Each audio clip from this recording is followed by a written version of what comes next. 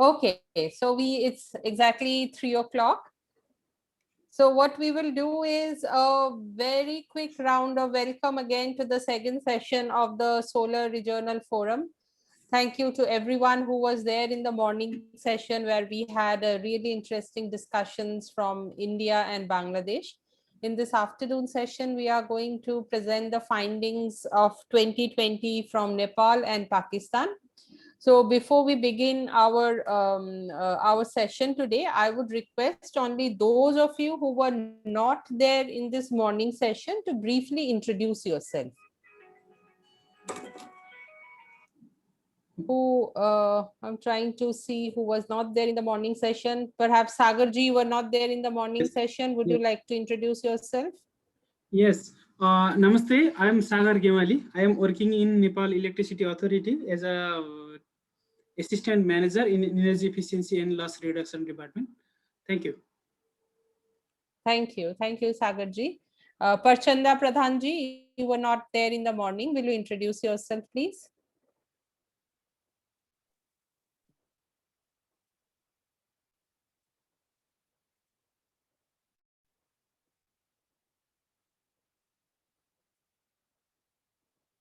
Prachanda ji, are you talking? You may need to unmute yourself. My name is Prachanda Pradhan, Patron, Farmer Managed Irrigation System Promotion Trust. Thank you. Can you hear Prachanda me? Ji. Yes, yes, we could hear you. Yes. Thank you for joining this session. Are there any other people who had not joined in the morning and are here? Please, in that case, please introduce yourself. I can see maybe Mr. Rajkumar Shahi.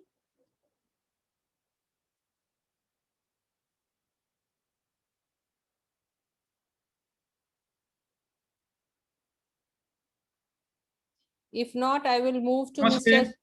Oh, namaste. Namaste, Rajkumar ji. Kumar Raj. Kumar Raj, okay. Sorry, apologies. Yes. Can you introduce yourself? And Yes, I am Kumar Raj. I am from New Fund member in Nepal. okay. New Fund Right. means National Irrigation Water Users Association of Nepal. Okay. Right. Wonderful. Thank you and welcome. Then I think Mr. Sanawar Hamid, he wasn't there in the morning. Sanawar, Mr. Sanawar, please introduce yourself.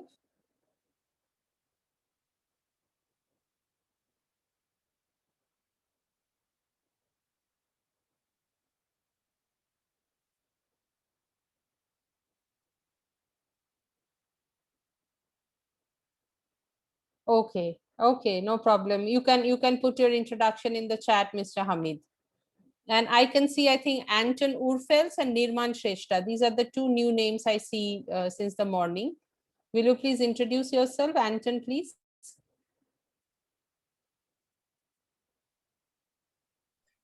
Yes. Hello, everybody. Can you hear me? Yes. Yes, Anton. Yes. Hi. Didi. Hi. Yes, I'm Anton Urfels. I'm working with the CIMMET in Nepal. I've been working on groundwater irrigation in the Terai mostly. And I'm also a PhD student at Wageningen University, where I work on general issues of groundwater use and irrigation development in the wider Eastern Gangetic Plains. Thank you very much. Thank you. Thank you, Anton, for joining. And finally, I can see Mr. Nirman Shrestha. Hi, everyone. I'm Nirman Shrestha. I'm from IWMI Nepal office. I recently joined IWMI as a researcher in agricultural water management. Thank you. Thanks, Nirman. If there is anybody else who has not been introduced and who wasn't there in the morning, please come forward and introduce yourself. Would that be Mr. Bashir? I can't remember if you're there in the morning.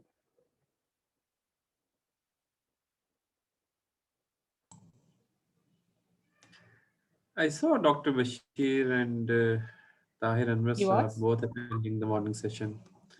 Oh, they had but, attended the morning session. Okay. yeah. So I was not sure it's Dr. Bashir or someone else, but if he is listening, he may speak. Right. Okay, without further ado, I would now want to pass on the presentation baton to the Nepal team. You would have around 30 to maximum 40 minutes for your presentation, followed by some 15 to 20 minutes for discussion. So try to keep your presentation as short as possible so that there's more time for discussion. Over to you, Manohara ji, please. Yes. Thank you, Aditi. Am I audible? Yes. Can you hear me? Yes, good. Yes. Hi, everyone. Good afternoon and namaste. Very warm welcome also from the Nepal office to this session forum from Nepal. So our partner and our research team from Nepal are pleased to share project update and also some of the highlight or result from the first year work. So I will briefly talk about the overall project plan and achievement so far we achieved over the last 1 year. In this project, one of the activities, the impact evaluation of SIP, solar irrigation pump, and we are asking what are the impact of SIP on crop production, irrigation, hour and livelihood outcome, whether SIP is really leading to deliver equitable outcome or not. So in that research framework over the last year, despite the COVID, we were able to design the impact evaluation study, sample size, site selection. We also had vendor for the doing this household surveys. We set up for last year is preparation in terms of methodology and design. And we also did a very much rapid assessment of alternate energy program, centered SIP program, our partner program that we work for this impact evaluation. We did a rapid assessment, shared the result briefly with the AFEC, and also we prepared report for that. So this year in this component 1, we are focusing on basically the detailed household survey of 675 farming household. We'll produce the impact evaluation result, research report, and presentation and policy engagement would be doing this year. So second one is the qualitative gender and social inclusion study. We are asking a research question since there has not been much study on social side of solar irrigation technology in Nepal and South Asia. We are asking how GESI responsive are solar irrigation, solar energy related program policy in Nepal and Bangladesh. We are also doing in-depth qualitative study on whether SIP or a solar irrigation pump are beneficial for women and marginal group. Last year, we did, again, prepare the groundwork for conducting the detailed study this year. We developed the methodology, design, and framework for the research. We did based on a literature review, a bit of phone survey, analysis of policy program of the Nepal and Bangladesh, especially in a thematic area like irrigation, water, energy policy. Looked at to what extent this policy program are considering gender. My colleague will present very much highlight of this work last year we did. So this year, as I said, we are doing very much in-depth case study. That three different modality, SIP modality, which is implemented by our partner AFEC and ourselves, and EC mode also did some sort of EC mode has provided SIP in province 2. We are looking at 3 different scenarios, looked at to what extent different models have considered beneficial for women and marginal farmer in terms of SIP adaptation and also access. So third component of the project is all about demonstration pilot. Is what we are looking at here is that microgrid connection to solar irrigation pump. We are testing techno-social aspect of this microgrid connection to solar. Last year, we did a global literature review looking at what kind of governance institutional modality are there in terms of microgrid connection in a SoLAR connection to SoLAR globally. And we presented our prelim finding to the National Forum. We get a very much good feedback, reflection from the stakeholder. Today, we are going to share this one also. And this year, because last year we did a bit of analysis, a baseline analysis, understand global context. This year, really time is for techno-institutional modality design. We are going to design and also install the microgrid connection and establish the baseline of the parameter that we are going to monitor. So last component is a capacity building of local technician and also knowledge and policy engagement based on the research finding we gather. So last year, we also prepared the groundwork for the SoLAR technician training, which is the first lot is we are going to train 15 technicians, SoLAR technician of the APC of partner. We designed curricular really fitting for this SIP in Nepal context.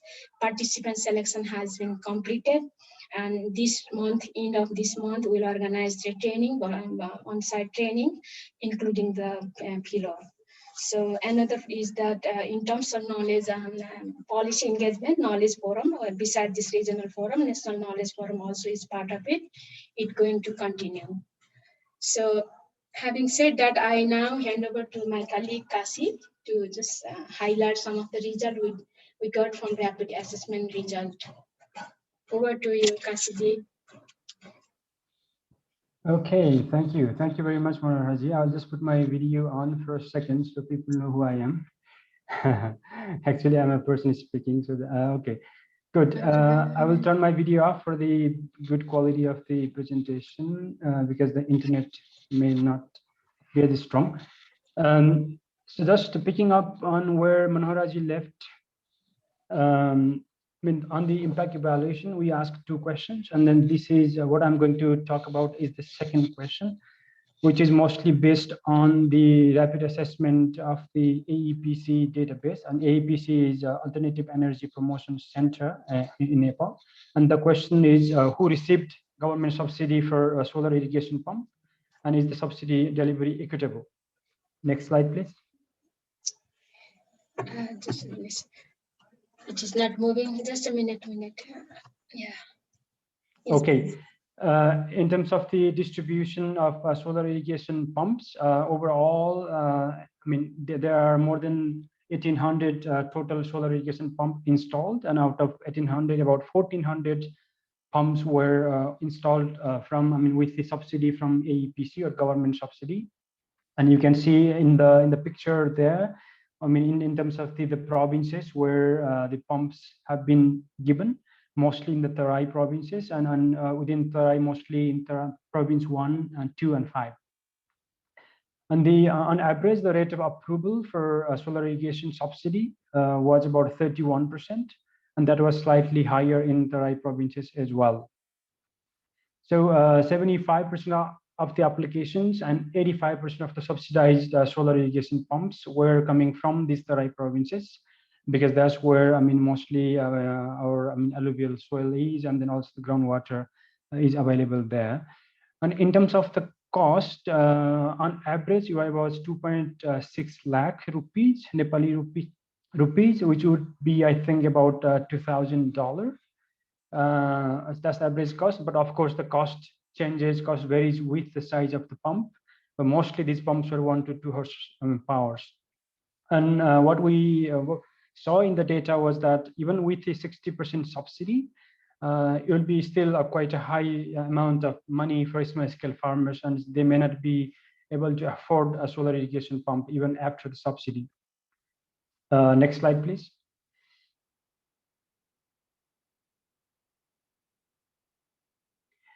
Okay, so in terms of who received the solar irrigation pumps, from the data, what we can see is among the applicants who applied for a solar irrigation pump, smallholders were prioritized, and by smallholders we meant, farmers with 1 to 3 biga land. So you can see in the figure there.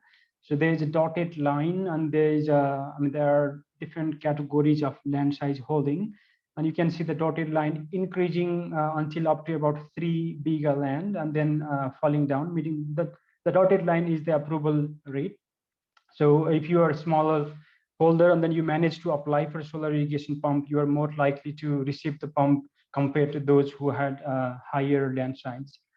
Having said that, our discussion with farmers and some key informants in province 2 during our field visit last year before COVID indicated that smallholders and tenant farmers were discouraged from applying. Discouraged, I mean locally there are some criteria set from AEPC, and also there are additional criteria or some other barriers for smallholder farmers to actually make the application, because the application had to go through local palikas, and there were considerations. They had to be careful about who to send, whose application to send to APC or who's not. So that was not very clear, but it was cited by farmers that the mandatory submission of the landholding certificate and local palika's recommendation was two of the barriers that they faced in applying. And so that was the story of those who knew about the thing and then tried to apply. But there are several other farmers we met who did not even know about the solar irrigation programs.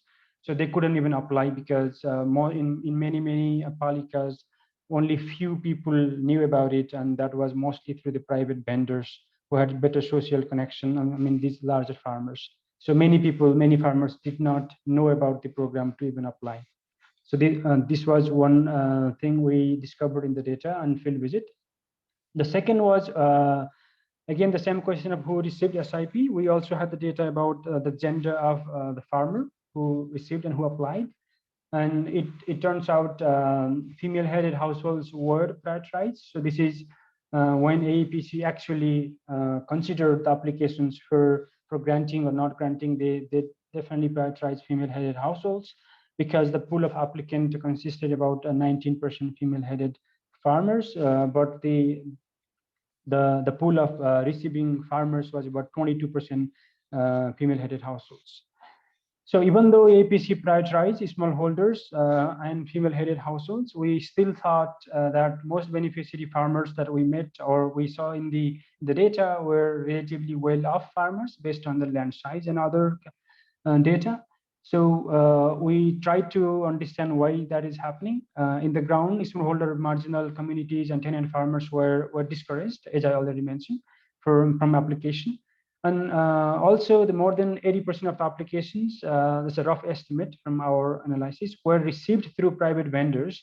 So thereby marginal farmers with poor social network were unaware of the call. So they couldn't even apply, right? So, and there's also, we spoke to some of the local government representative in few palikas there. And so according to them, it was very difficult for them to be as inclusive as possible. As they wanted to be, due to the limited small number of SIPs actually available for them to distribute, right? So that was another reason cited in our field visit as well. So with that, I will end here, but then there are other questions that we will be answering, this year through our detailed household survey. Thank you. Thank you, Kashi. Yes, please now over to you, Labisha ji. Please. Thank you, Manohara and Kashi. Hi everyone, my name is Labisha. Today I'm going to be talking a little bit about gender and social inclusion in solar energy and irrigation related policies and programs in Nepal. We're working on a working paper that looks at these policies and GESI responsiveness in these policies and programs for Nepal and Bangladesh. But for this session, I will be focusing on the case of Nepal. Next slide, please. So what did we set out to do and how did we do it? The how is basically in relation to secondary review of national policies on agriculture, irrigation, energy, water, and gender, and related projects and scientific literature on the same. And with projects, I mean also the AEPC SIP subsidy delivery mechanism. In terms of the questions that we looked into, it was basically around how GESI was conceptualized, if at all, in these policies and documents from the chosen policies areas, and what kind of GESI responsiveness did it show, and what kind of responsiveness did the programs and projects show that were being implemented, and what kind of GESI gaps and missing considerations could we find. Next slide, please. I'm going to talk a little bit about the characterization of GESI in some of these major renewable energy policies now. So I've taken 4 here just for reference. And if you see the mosaic kind of pattern that is being created on the screen, for the lighter shade, it's supposed to represent like a partial understanding of the given parameter. The darker shade is supposed to represent a fuller or better understanding of the indicator or parameter. And the absence, or the white shade, is supposed to represent an absence of or indication of the parameter in question. So right off the bat, you can probably make out a couple of things. The first thing is, in the policies where GESI is part of the policy explicitly, for example, the National Energy Strategy 2013 and the AEPC GESI Policy 2018, these are the strategies that also do a better job in understanding barriers to participation in decision-making for women and minorities. They also link inclusion to sustainability of projects. And the AEPC GESI policy also goes forward to introduce ways to address barriers that they identify. Some of these strategies of the AEPC GESI policy include increasing access to credit and other monetary facilities for women to help them access RETs, and involve women in renewable energy projects as paid workers based on government provision. Now, another thing that you'll also probably notice, as these policies, as do others, don't do a very good job in recognizing energy need differentials of men and women. How do men and women access energy differently? How do they use it differently? Who has the household dynamic power in making decisions related to energy in the household? That is another question that needs to be answered. And of course, apart from the AEPC GESI policy here, they don't do a very good job in introducing ways to address barriers. Another thing you will probably also have noticed is that all of them have a focus on improving access, but usually this is a bit of a narrow definition of access. How do they define it is something I will also come back to later. And the last thing I want to point out is that all of these policies have an explicit interest in linking women as bearers of traditional energy use burden. This is something I will explain in the next slide. Next slide, please. So based on Scotch's framework, I look at the motivation for gender inclusion in these given energy policies. I find 3 major motivations based on the framework.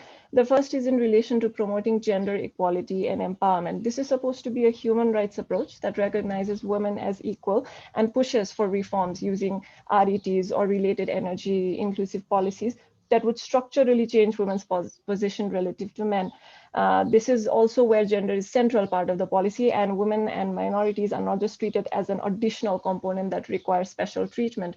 The second is in relation to promoting welfare. So here the primary burden is about understanding the physical hardships related to using, let's say, anything of traditional source or fuel woods that needs to be reduced. So the idea here is to increase productive time. That is the idea of promoting welfare. And the third is more of a market-based efficiency approach, where you recognize men, women from across different social categories as beneficiaries to the project, who would need to be, associated in consultations, etc., so that there is sustainability of the project.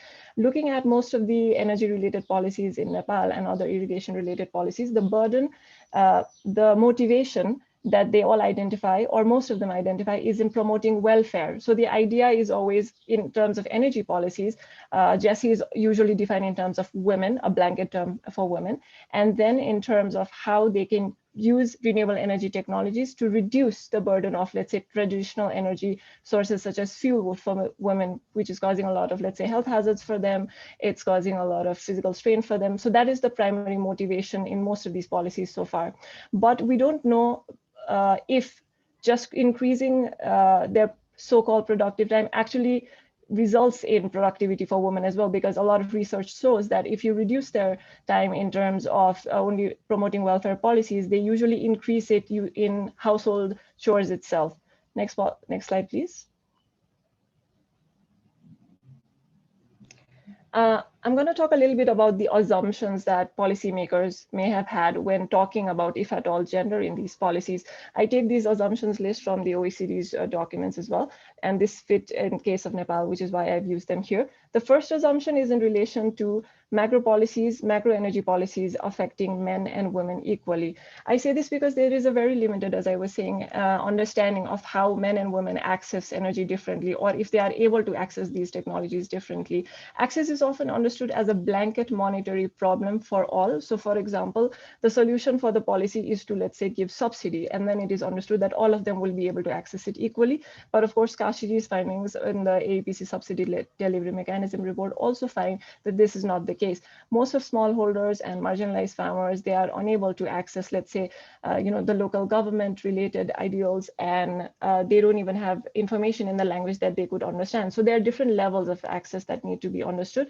The second thing is gender in energy is usually related to promoting fuel efficient cooking. I really like the OECD document that said that women are basically inefficient cooks.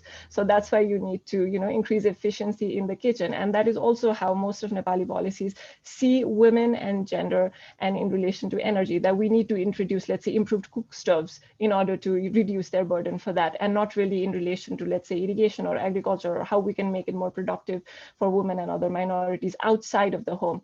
The third is, if policies do identify that there should be more women professionals in the energy sector when the policies are being more progressive, then they also show this as a blanket kind of approach. They do not realize that, of course, women come from different socioeconomic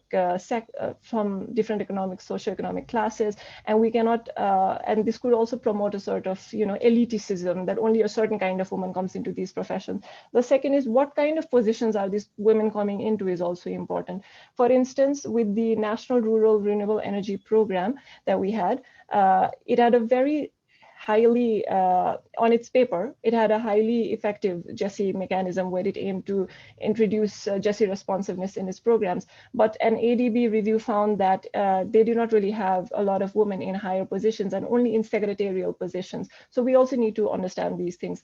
I'm not going to go into a lot of these other things that I've already mentioned. I'll just pick out a couple of things that in relation to Kashiji, what he was also saying, how the land requirement, paper requirement is also dissuading many marginalized farmers from being able to access SIPs. Now, the thing is, when AEPC is setting out its criteria, it usually creates a flexibility for every lot. So even in the, let's say, the 2019 SIP lots, they did give, let's say, to about 400, more than 400 farmers did receive SIPs even without land ownership title. But this is a discretionary use of the criteria, which makes marginalized farmers dependent on the benevolence of the implementer. So if you're saying one thing in the policy, but you're practicing it differently, this means the marginalized farmer is always going to have to negotiate his position in terms of who is giving out the SIP at that particular year. So if it is being flexible in implementation, it should also be reflected in the policy as well.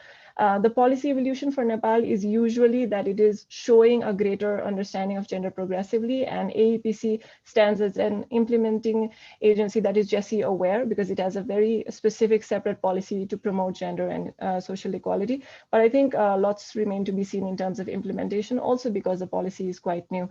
I will end here and hand over to the next speaker. Thank you very much.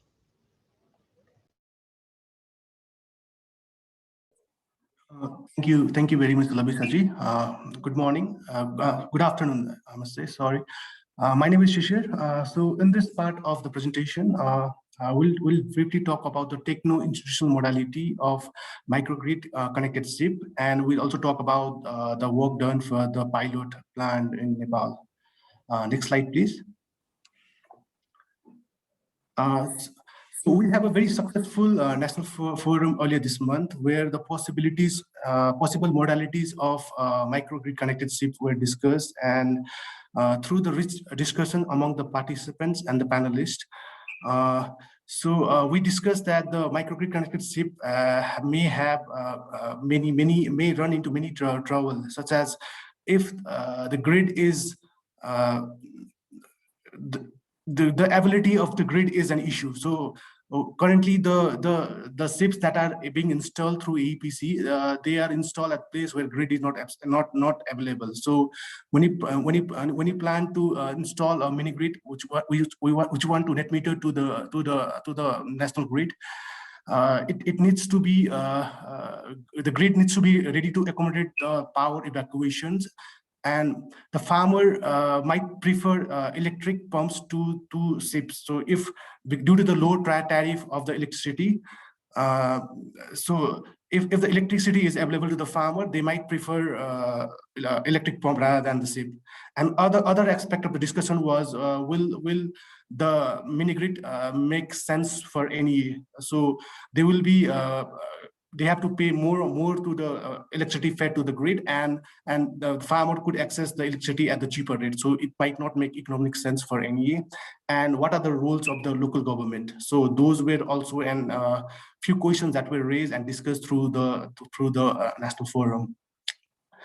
The other aspect is the cost of SIP is still very high, even with the 60% subsidy. So grid connection is a good idea to increase the capacity utilization factor of SIP, and also increase the additional revenue for the farmers.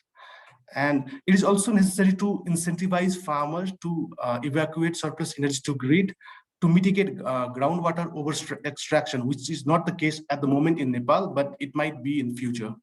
And it may also help to stabilize the grid, because in most part of the rural Nepal, the voltage level and the quality of power that they get is not very good. So it might help to stabilize the grid. For the next section, I would like to ask Mr. Sagar Gyawali from NEA to explain the site selection process for the pilot and the grid connection typologies and institutional models. So over to you, Sagarji. Next slide, please. Thank you. Thank you, sir, CCG.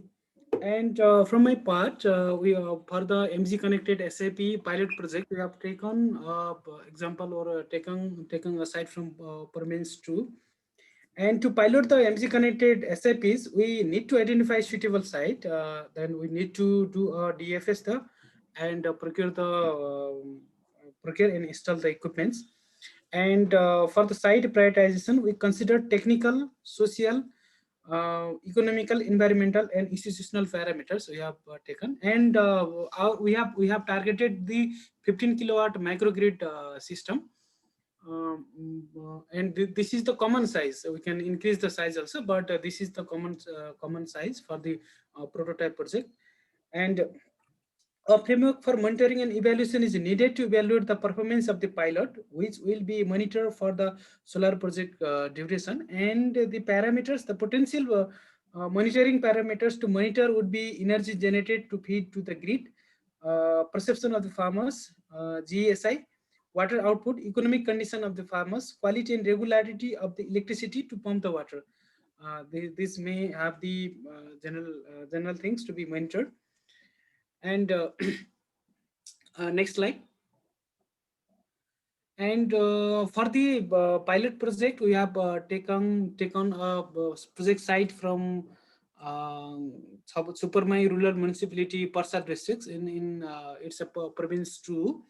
It's a small village in Parsa districts in west of Parsa, and then basically there are some good features there. There are numbers of ethnicities 22, very good numbers. Number of SAP installed was 18. It was all of these supported by AEPC, and total panel size is 50.18 kilowatt peak. It's within 4 to 5 kilometer vicinity, and we are targeting about 15 kilowatt system.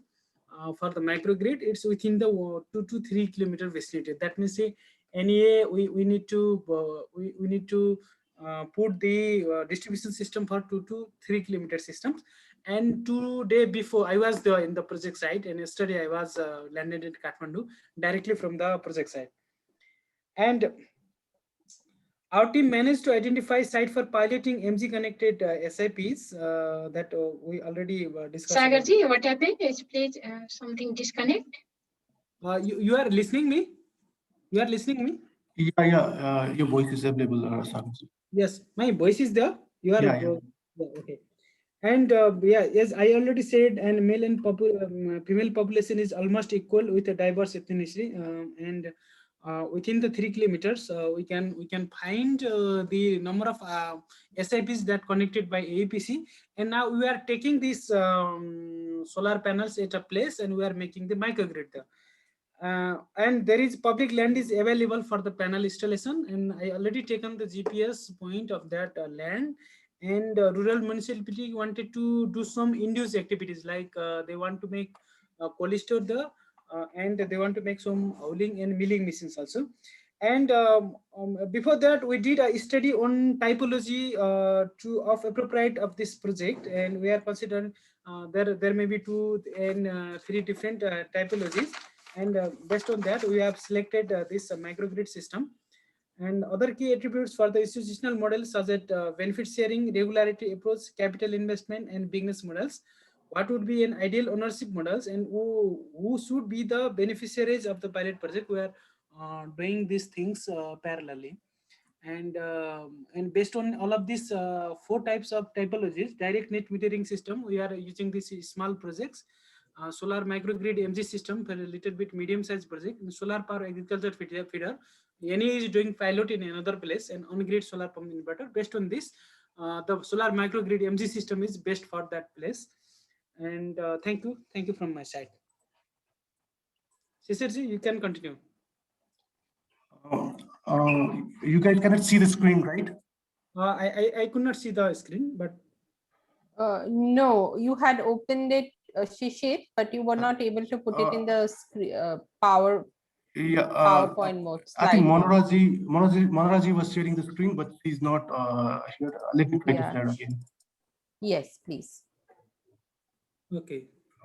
Okay, now put it in the PowerPoint mode. Yes, CCG, you can continue. This is.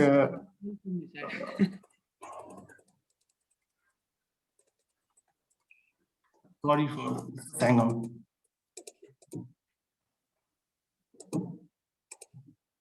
So yeah, so let me get back from where Sagarji left. So thank you, Sagarji, for your part.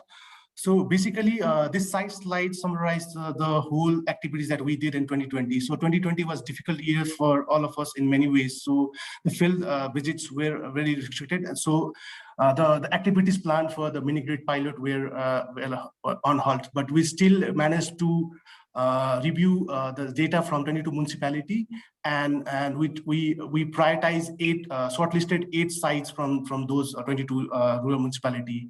And our team visited, before the COVID lockdown, our team was able to visit 5 districts, and we finalized a site which Sagarji explained in earlier. So we also reviewed the institutional model that might be applicable for our mini-grid connected ship pilot. And after the lockdown, and we are currently trying to realign the stakeholders like APC, NEA, the rural municipality. We already conducted meeting with APC and NEA, and right now we are trying to onboard the rural municipality and the farmers. Next slide, you can see a roadmap. How do you plan to connect, install the mini-grid connected ship? So we're trying to sign an MOU with the local government so that everything can be kick-started. And after the MOU is signed, we can conduct a feasibility study and start the installation process. And we plan to do the installation before the monsoon hits in late July. And from August to December, we plan to monitor the performance of the system, and hopefully we could present our findings in next year's forum. That's it from my side. Thank you. Can you share my slide? Yes, please. I disconnect. Yeah, go on. Yes, I'll briefly share about our activity last year in terms of learning exchange and policy engagement. Next slide, please. Yes, we designed the curricula for local technician, SIP technician. It is a 42-hour training that aim to improve access to SIP technical services very much timely and also locally. Some sort of training also would enable to shift the traditional gender role that do not consider women potential for being an entrepreneur or SIP technician. So for this, we did a very much design work, curricular development that consists of 7-8 sessions, including field work. This training is first lot of training is targeted for a technician trained by our partner APC, but a second lot of training would be focused on farmer also. So basic concept of SIP battery, all technical part of it, and also systemic barrier that hinder create opportunity for women to be a SIP trained technician. And second one is the policy engagement and knowledge forum. Like my colleague said, we organized forum, national forum. That topic was institutional modality of microgrid connection to SIP. And also we shared the rapid assessment finding to our partner and other forum.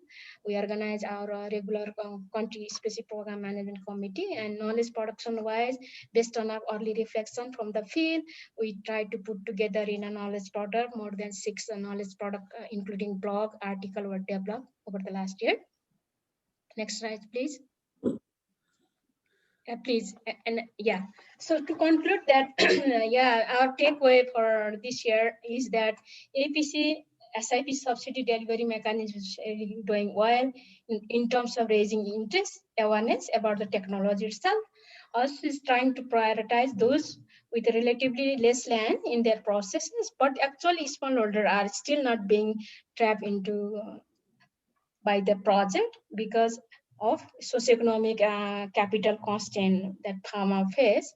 Second learning is that energy policy are progressively intending to benefit women and marginalized group by ensuring their access to energy technology, but conceptualization, my colleague highlighted, conceptualization of gender is very much limited, very much hindered by the lack of concrete measure. Although we talk of, there is a talk about some sort of consideration of gender, GESI, gender social inclusion, but action-wise very much limited, absent. Third takeaway message is that microgrid connection to SIP can be a solution for full utilization of SIP, but that's why we want to look at in Nepal case to what extent, what kind of technical and institutional modality would work. So this year we are doing very much intensive work on it. Last but not least, SIP technician training can be beneficial. We want to really reflect on after the training, what kind of learning the participant made and is scope for future. Thank you so much. Yeah, now for discussion. Yeah. Thank you so much. You can stop sharing the screen. Thank you, Manohara and the entire Nepal team. Now we would have some question and answer session for say another at least 15 to 20 minutes. If you have a question, please raise your hand and unmute yourself and please ask.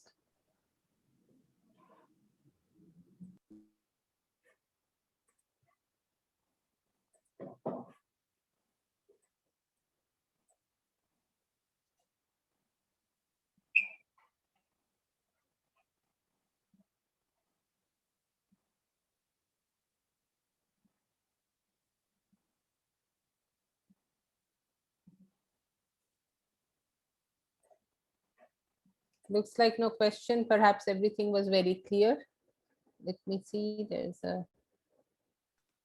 Okay, Mr. Dr. Prachanda Pradhan is asking what would be the per hectare cost of this system?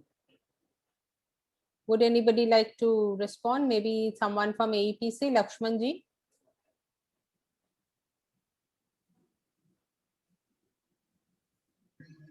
Thank you for the question. So basically, we are not considering the cost in terms of hectare, but we are designing the pumps in terms of the area of the land.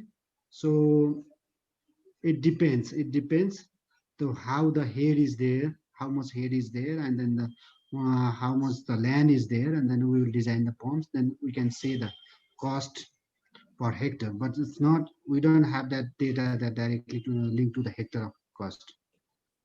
Right. Yes.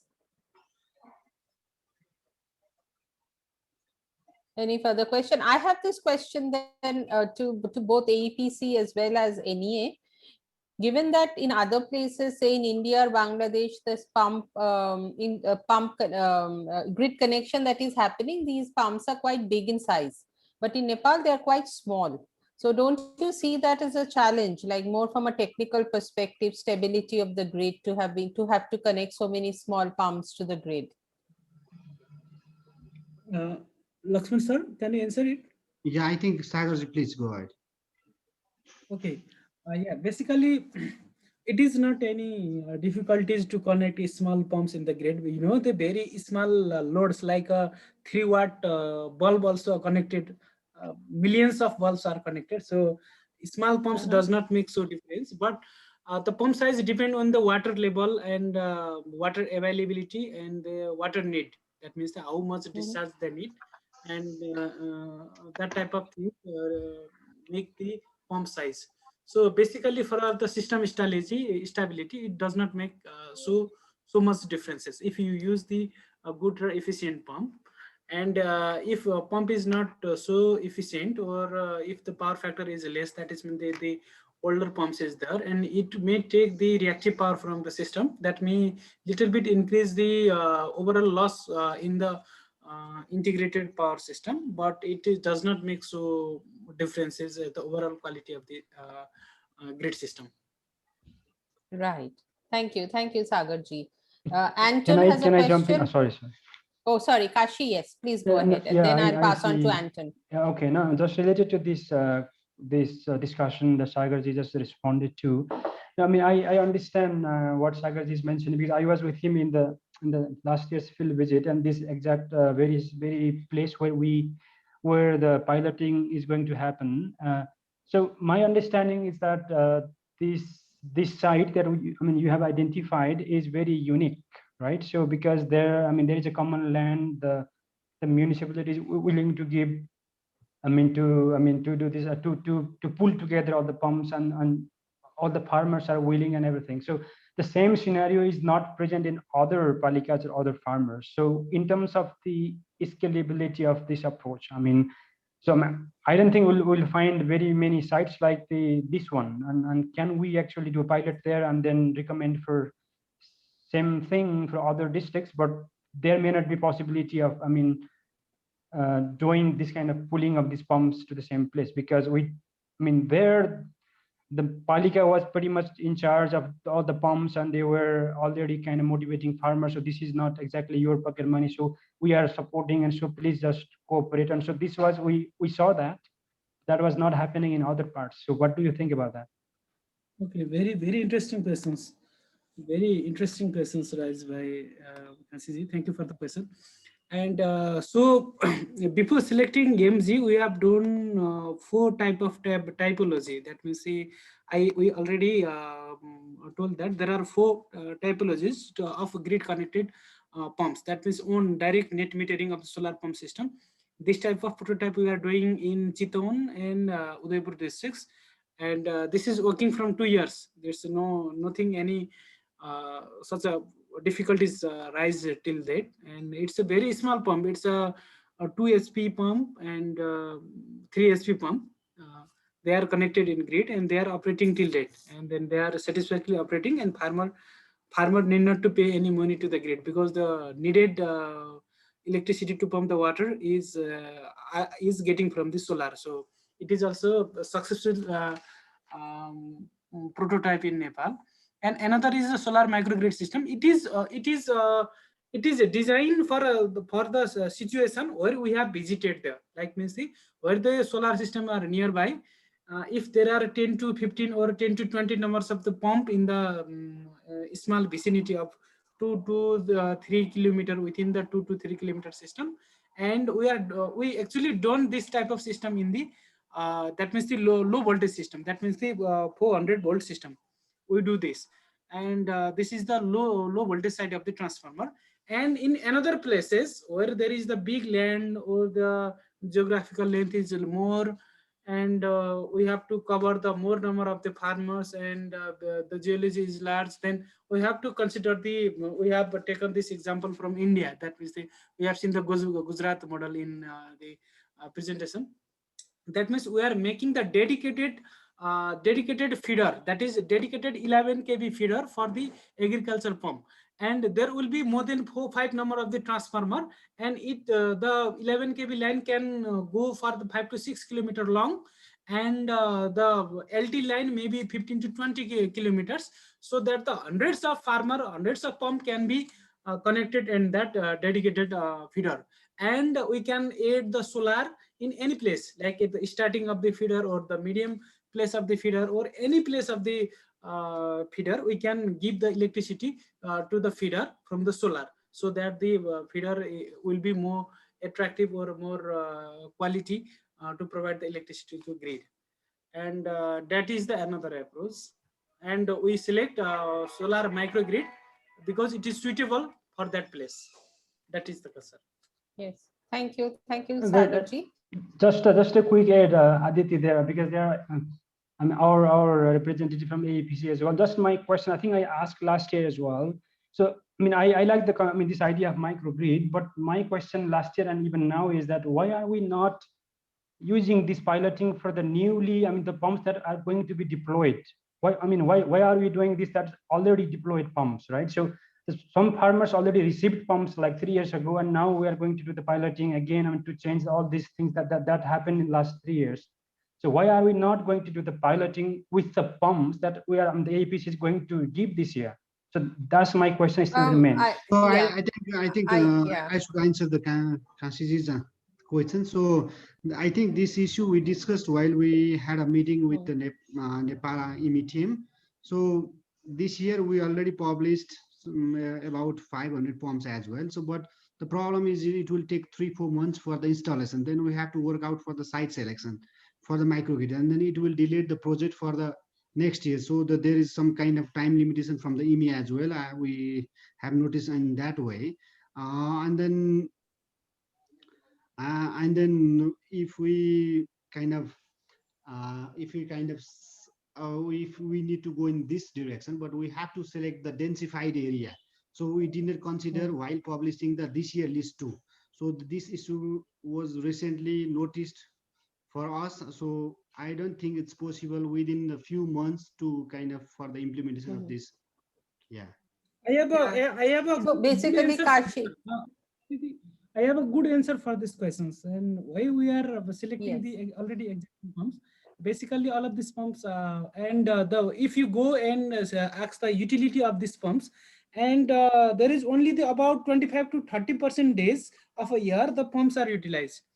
And if you select the 15 kilowatt system, then the average electricity production in a day will be that means if 15 kilowatt is there, and then in a day it can generate about 75 kilo unit electricity. So 75 kilowatt hour electricity it can generate in a day, and it will cost about 562 rupees. If we say it is 7 rupees 30 paisa, and in a year it will be more than 2 lakhs Nepalese rupees.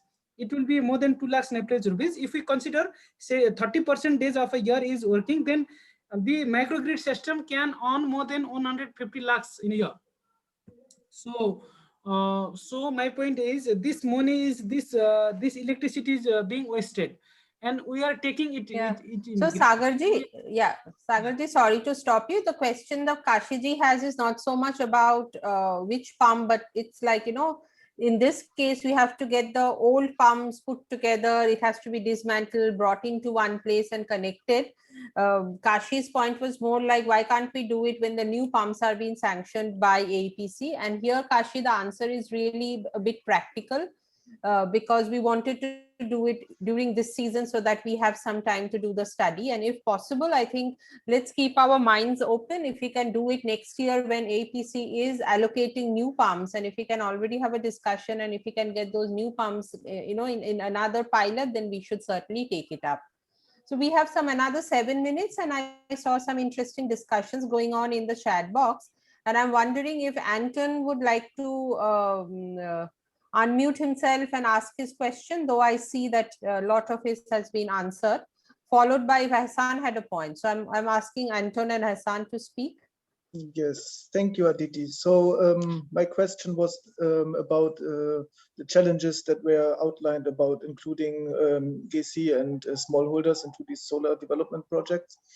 And because it resonates, I think, with not just solar, but several type of irrigation development projects. It's a common issue and difficulty. So I was just curious to know more. And Manohara was pointing out that that the study on GESI and inclusion will be done this year. And so I wanted just to suggest that also having the perspective of those communities, because from some of the work I've been doing, I also think that oftentimes understanding really what the aspirations and livelihood goals are of different types of communities and integrating those into the design. I mean, there's different jobs created, but improved farming opportunities, right? And how they could be aligned to find better matches. That was my suggestion. And the other thing that Labisha responded also to have good coordination among local governments, especially with the new system in Nepal, and also have local language translations. I think that's a very good point, and I think this really speaks to a general issue of local of knowledge management at the local level, and how the knowledge contained in different departments and offices is best managed to be utilized by the local governments that are now taking on more responsibilities and helping coordinating projects and implementation. I think that's an interesting area to have better understanding. So a question and comment. So I'm happy to hear more and discuss more. So may I answer? Right. Yes, please, Lakshmanji. So I think, thank you for the comments. So for your questions, let me put it in this way. For the kind of barriers and GESIs to be incorporated in our policies this year, last year when we got a kind of rapid assessment report from the IWMI office, then we have tried to accommodate in our implementation plan. And then this year, while selecting the pumps and calling the demands for the irrigation pumps, we applied kind of diversified to the all local municipalities, and then we asked them to include only certain number of pumps based on their priority, and then we highlighted the kind of GESI and small holders should be prioritized, and then we will also give the priority for the at the time of selection. So for the kind of like this year, we have received more than 15,000 demands, while we disseminated this information to all the local municipal kind of local government. Then we have prioritized, and then one of the factor for the selection of the pumps was kind of small household and GESI kind of household based on the local government's priorities. How we have been implemented in this way based on the findings of IWMI, even though there are other kind of recommendations from the rapid assessment and GESI study, then some kind of recommendation we need to incorporate in the policy. Certainly it will take some time, and then implementation level we have adopted some of the findings. Yeah. Right. Thank you, Lakshmanji. That is really encouraging that our report, the rapid assessment, is been actually used for practical decision making, especially in terms of GESI. I think that is very wonderful news indeed. I think we just have 2-3 minutes more before we move on to Pakistan. Who else had Hassan? Hassan, you had a comment I saw in the chat box.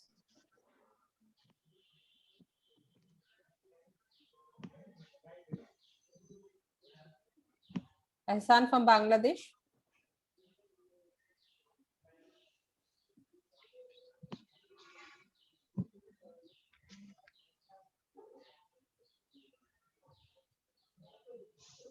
Okay, perhaps he may have connection problems. I see him in the participant list, but maybe he can't hear us. Okay, Nirman, you have a question. Can you quickly ask? We are about to run out of time. Nirman, can you hear me? Yes, yes. Yes, Nirman. Yeah. Hello. Yes. Okay. Yeah. Can you hear me? Yes, Nirman, we can hear you. Yeah, yes. The connection is not so good. Yeah, so I was talking to one of my friend who is working in a small irrigation project and using groundwater and SoLAR in the irrigation, and we were talking about which project were more successful, and we found out that use of solar irrigation in water supply project were more successful than using SoLAR in the irrigation project. Is there any plan to study the cross between why they were successful and why the success was not same in the irrigation, or is there any study done in that respect? That's a good question, Nirman. And this project focuses mostly on irrigation, and we are also more or less limited to Tarai. but it's certainly a possibility. We can certainly look into it. Let's keep it. Yeah, just let's to keep it add to open. Nirman's question, Yeah. the quick Shisher. answer would be the volume of water that needs to be pumped. So for drinking water, the volume is really less. For irrigation, the water is really large. So those sort of issue might be a factor. Yeah, exactly. I think for solar drinking pumps, there's also additional subsidies, which is not the case for irrigation pumps. So there is like a flat 60% subsidy, but I think for targeted communities, for example, certain minority communities or for earthquake prone areas, they have more subsidy for drinking water as well, I think. Yeah. No, that's certainly an interesting case study to be taken up. I think we should note this suggestion down and try and do a similar, small case study sometime this year or next year. Certainly. So can I? Sorry. Yeah. We have to really move on. Yeah, sure. Sorry. Yes. Because we can't take away time from our Pakistan colleagues. And Hassan, we have seen your question. Sorry, you had a connection problem, but I have to really move on to our Pakistan team. Over to Pakistan, and any further questions, please ask after the Pakistan presentation. Over to you, Azeem. Please start you.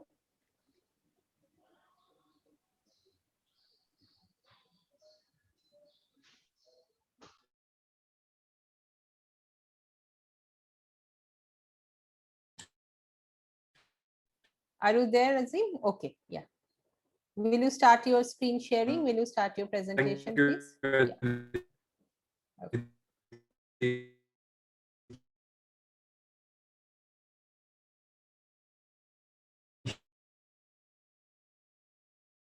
The presentation.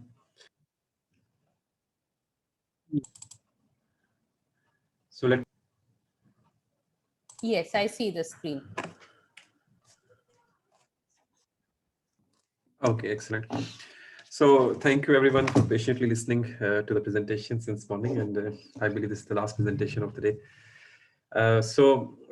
My name is Azeem Shah, and I am working with the IWMI office in Pakistan and leading this component of the solar project for Pakistan.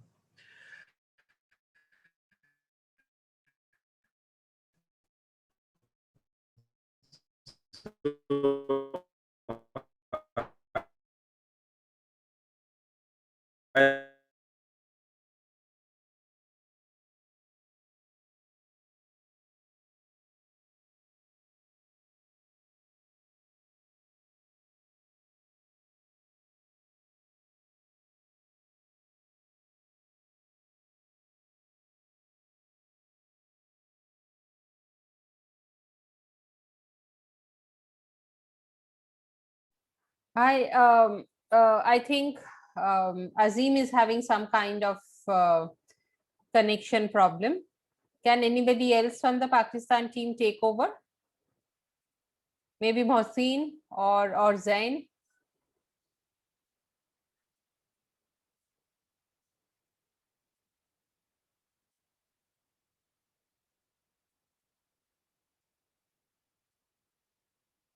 Zain or Mohsin or Arif, would any one of you have the presentation that you can show? Aditi, Mohsen here. I don't have the presentation. Otherwise, we could go. Maybe Arif has the copy of presentation.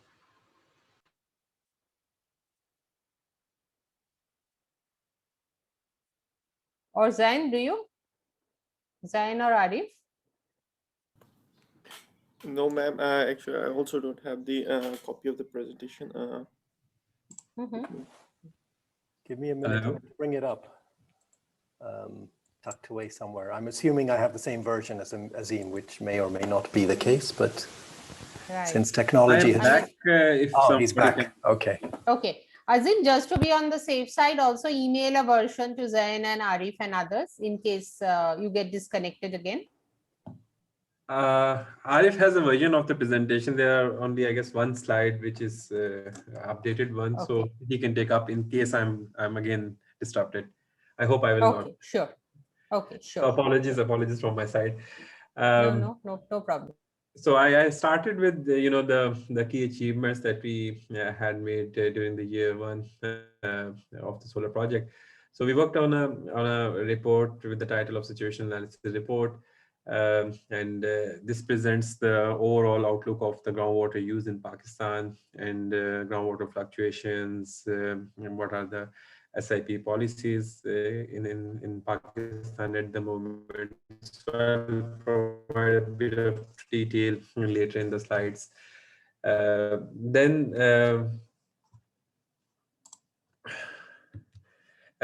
We collected mainly the secondary data from the government partners, where SIPs have been given under different schemes to farmers.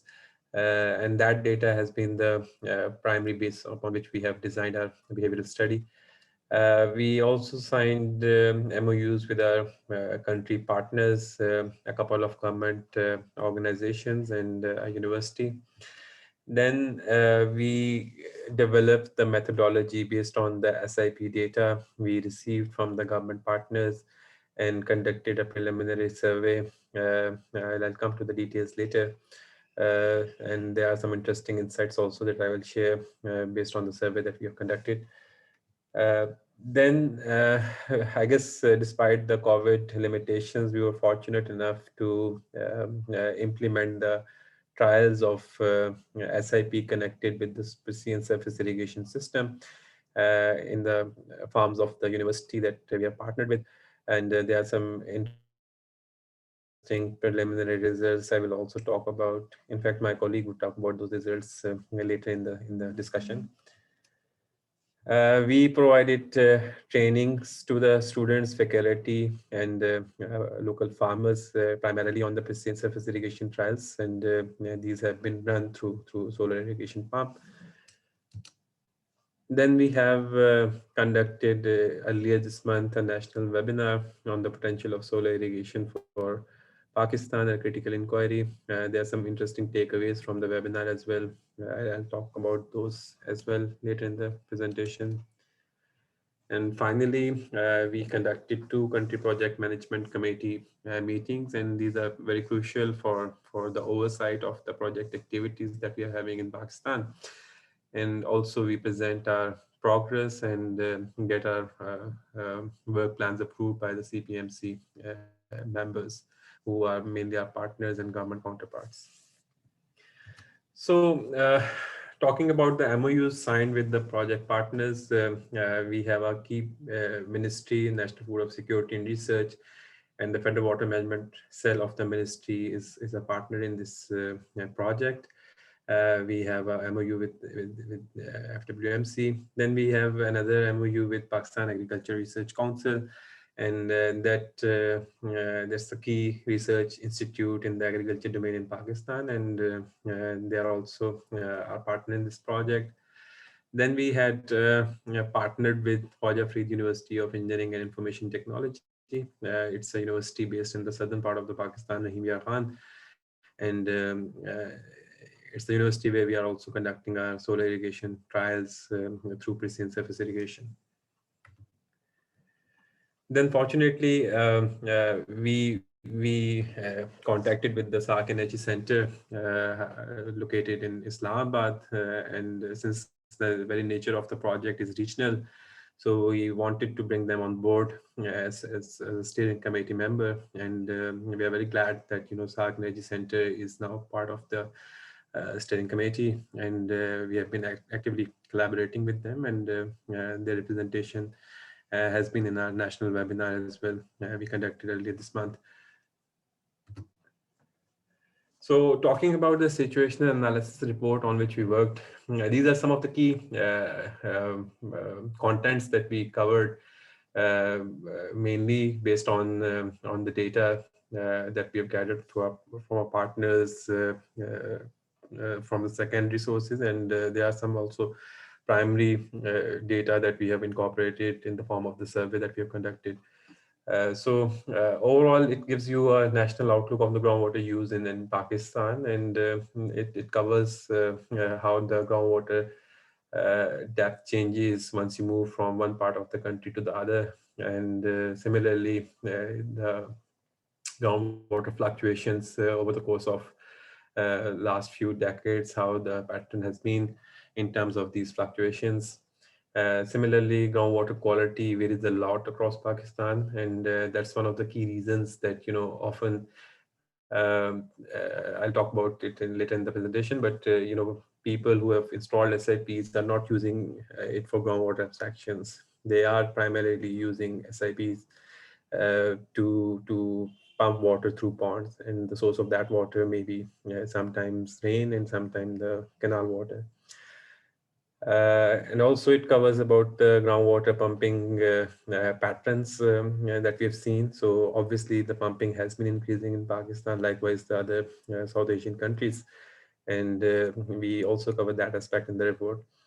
Then there are no specific SIP policy to be, precise, but there are policies with renewable energies and, the policies that are relevant to SIPs. We have also covered that in this report. And then there are certain schemes that were launched by the government in the past few years, and some are still in the planning phase. So we've tried to cover those as well for the benefit of the readers. Private sector has been active in this domain, and we have also listed the details of the private sector engagement in terms of the promotion of the SIPs. Finally, the report talks about the SIP related challenges and the SIP related opportunities and that we have in Pakistan, and for the readers to see whether there's a potential to really invest in this SIPs or not. So a bit of background of the behavioral study that we have planned in this project and the preliminary work that we did during the year 2020.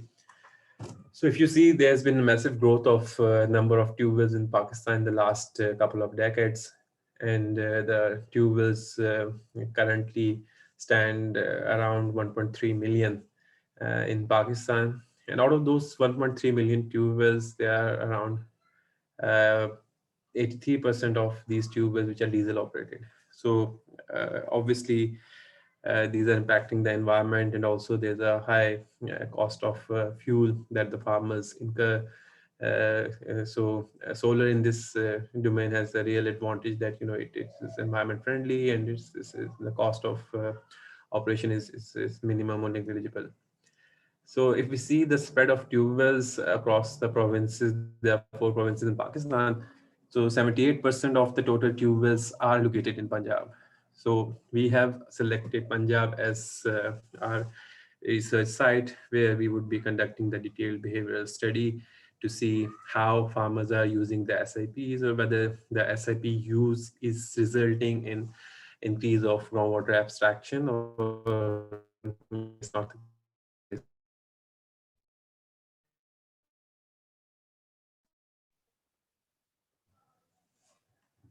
Empirical evidence to support the development of climate resilient, gender equitable, socially inclusive, and groundwater responsive solar irrigation policies. The key question for the policymakers that they want us to address is whether SIPs would lead to more groundwater pumping compared to diesel or electric pumps or not. So, and since there are a small proportion of the pumps which are electric, particularly in Punjab, I mean the major electric pumps are located in the province of Balochistan. But for the case of Punjab, we are mainly considering our diesel pumps because the proportion of diesel pumps is the highest. It's around 83%. And these contribute to the carbon emissions around 5.025 million metric tons of CO2 emissions annually. So as I mentioned earlier, our population is the farmers using SIPs and diesel pumps in the province of Punjab. We received data of around 2,000 pumps, SIPs that were subsidized by the government of Punjab and installed by farmers all across different districts of Punjab. So these farmers were located in 30 different districts, and they've been either using diesel before they availed the subsidy on SIP, or they were not using pump at all. So this sampling design is based on the Punjab Agriculture Department data of SIPs installed as part of the program, in which farmers were obligated to use drip irrigation system coupled with SIP. So that's another important feature we really want to investigate through our solar project in Pakistan, because so far all the solar pumps that's been given by the government comes with a drip irrigation system, or we call it a high efficiency irrigation system. So the farmer who would avail the subsidy on the solar pump would have to install a drip irrigation system along with it. And the idea being, since the discharge of the pumps that are primarily provided by the government are not enough to meet the requirements of, or the crop water requirements, so it's easier to avoid the losses and use drip irrigation to use it more efficiently. This is the area where we really want to get empirical evidence to the field that, you know, these high efficiency irrigation systems may not be the only irrigation system through which you can use SIP. There might be the cases where these smaller capacity pumps may be employed to irrigate the field with other traditional means, and you know, the innovation in those traditional means can bring I guess traction in terms of the promotion of SIPs. My colleague would talk about this later. So anecdotal evidence that we collected suggests that quite a few of the farmers abandoned drip after they availed the subsidy program of SIPs promoted by the government of Pakistan. In our sampling design, we are employing the probability sampling approach. We would include the farmers who availed the subsidy program and are using drip, and those who abandoned the drip system altogether. So we would be covering both. And the advantage is it will help us to disaggregate the effect of drip irrigation system on the behavior of farmers using SIPs as compared to diesel pump farmers. So in our preliminary survey that we conducted over the phone, we included 5 different districts in Punjab. The spread of the district was we wanted to cover the demographic variance, and there were a couple of districts in the north, Gyawali and Jhelum. Then there were a couple of districts in the center, which is Robatik Singh and Sahiwal, and then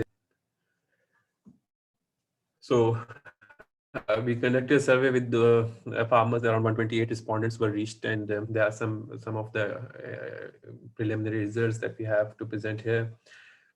The next plan is to, go again back into the 3 different zones of Punjab and carry out a rapid enumeration. We would be collecting data of a large number of diesel and SIP farmers, and through those numbers, or through that, population, we would extract a sample randomly to collect detailed data on the behavior of farmers for using SIPs as well as diesel pumps. So in our preliminary survey, what we have seen is the farmers who availed the SIPs subsidy through the government, only 27.3% of those farmers were using only SIP. So, the other farmers, around 26%, were using SIP along with their existing diesel pumps. Then around 22% of the farmers were using SIP along with the electric pumps. And some farmers, for example, the diesel only pump farmers, have abandoned the SIP altogether. So a large mix of farmers are not only using SIPs, but they are using SIPs with some other pumps, and they are mainly diesel pumps.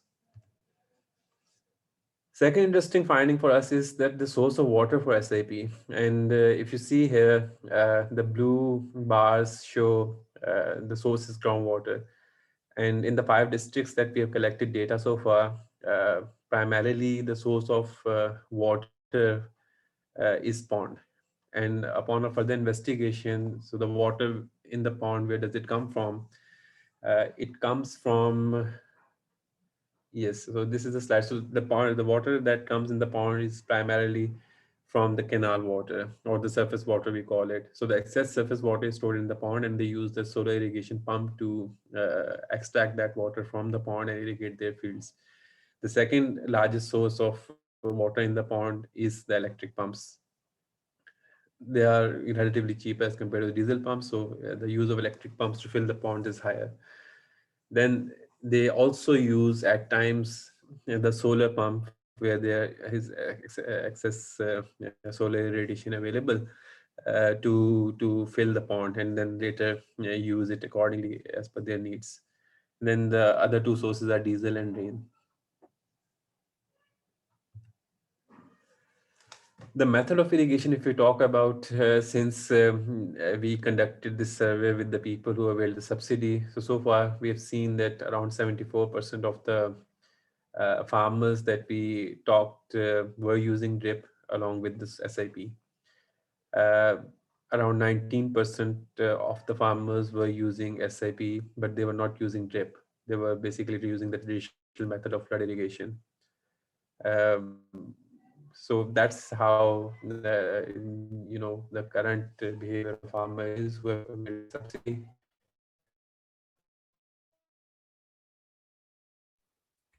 Azeem, your Type of voice is produce breaking. is very interesting because sorry, okay. your voice is breaking now and then. Perhaps you need to come closer to the speaker. Okay, is it better now? Yeah, yeah. Okay, I'll be a bit closer. So the type of produce, what we've seen in the data that we have gathered is, majority of the farmers who were using only SIP were using SIP for the orchards. Around 43% of those farmers were basically, have installed their drip system along with the solar, and they were using it for orchards. The second major chunk was orchards with some crops. But if you see the farmers who have not abandoned their existing diesel or electric pumps, there the mix of produce is a bit different. The orchards are only 23%. In fact, orchards only are 15%. So 15% compared to 43%, there's a big difference. So, in a sense, it's advantageous, or it makes economic sense as well. The farmers who have invested in the SIPs and the high efficiency irrigation systems, they are using it for high value crops. So that's also a very, very interesting finding that we have in our survey. So I'll stop here for a moment, and I'll hand it over to my colleague, Dr. Arif Anwar. He would talk about the precision surface irrigation trials that we are having at the university. Arif, over to you. I can keep on moving the slides. Just let me know. Thank you, Azeem. Okay, I guess I'll keep video off for the sake of bandwidth. Hopefully it'll hold. So let me quickly rename my thing. I realized it's gone back.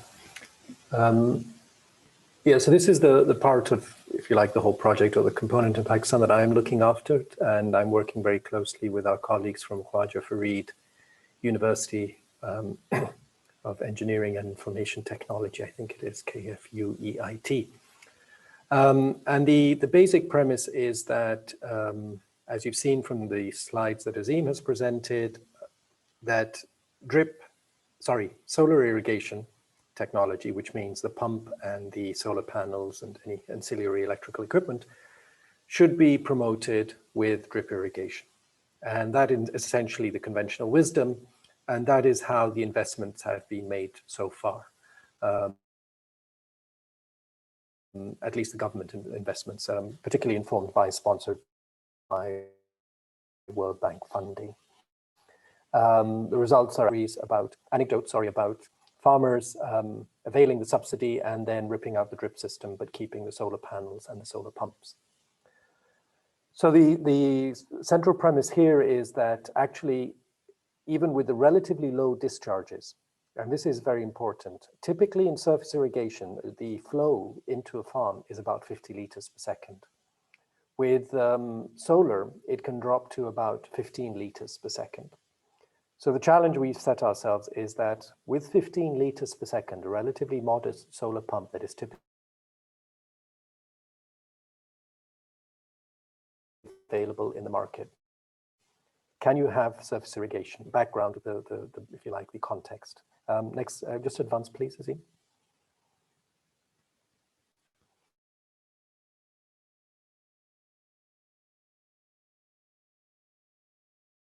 So that was the first question, right? Does precision or what we call traditional, which is solar coupled with high efficiency drip? Is that the only future? Because of this large investment, farmers, the conventional knowledge out there from farmers is that, oh, solar means drip, that you can't have solar with surface irrigation. And with drip, typically, then you have things like orchards rather than row crops and broadcast crops and so on and so forth. The advantage of surface irrigation, which is the last bullet point there, is of course that it is a technology that is by and large well known. It's essentially practiced across the entire 18 million hectares in the IBIS of Pakistan, the interbasin irrigation system of Pakistan. And the capital costs are significantly lower. It doesn't require a huge amount of low density polyethylene pipes, emitters, filters. The capacity, the human resource is considerably less. It doesn't require that skill level. So there are some significant advantages to surface irrigation. Next slide, please.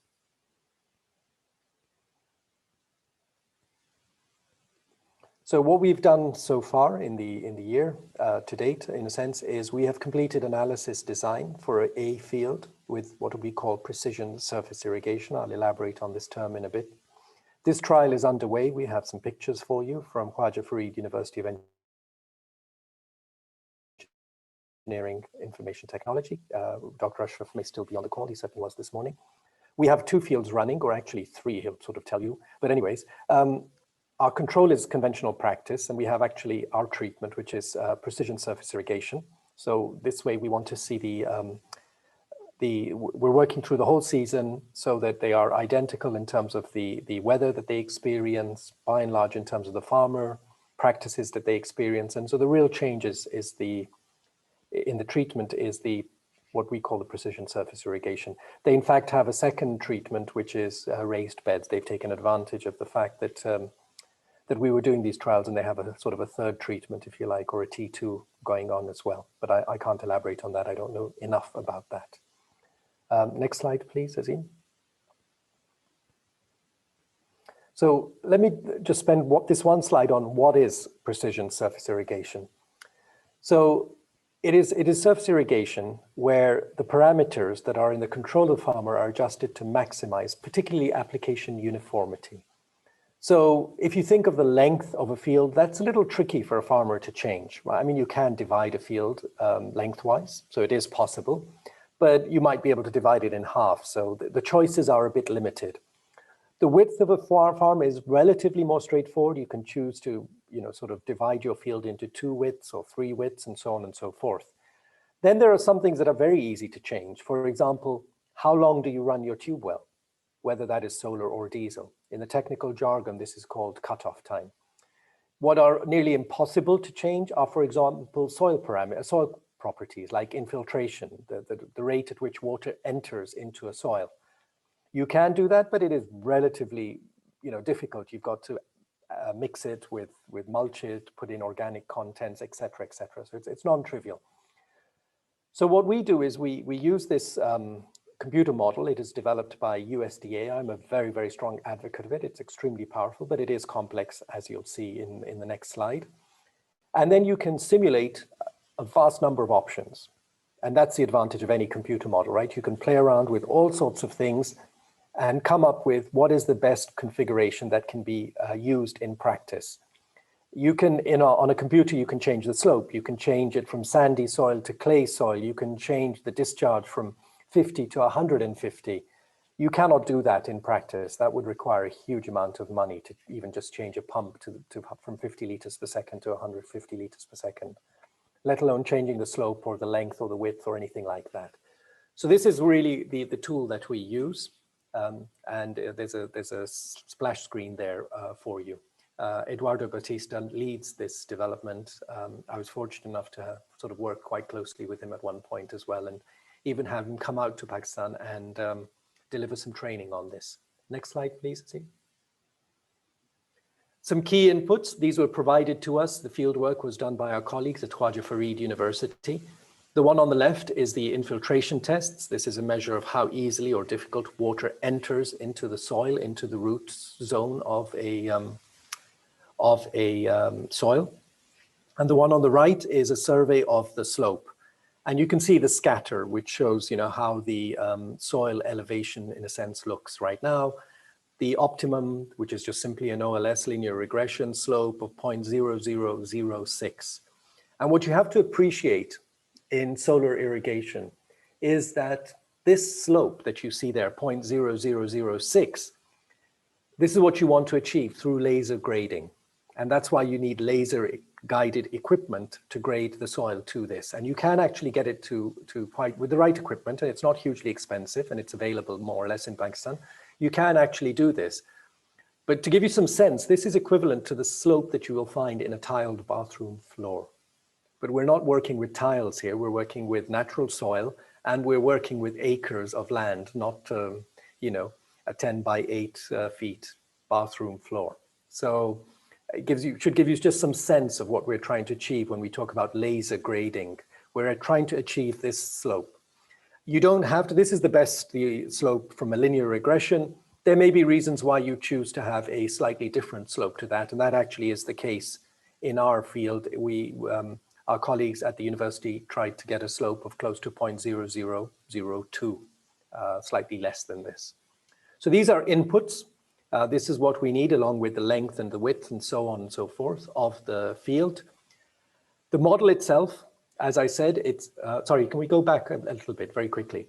You know, very quickly, it solves what are called the Saint-Venant or Saint-Venant equations. One dimension, which means in the direction of the field, in the downstream direction of the field.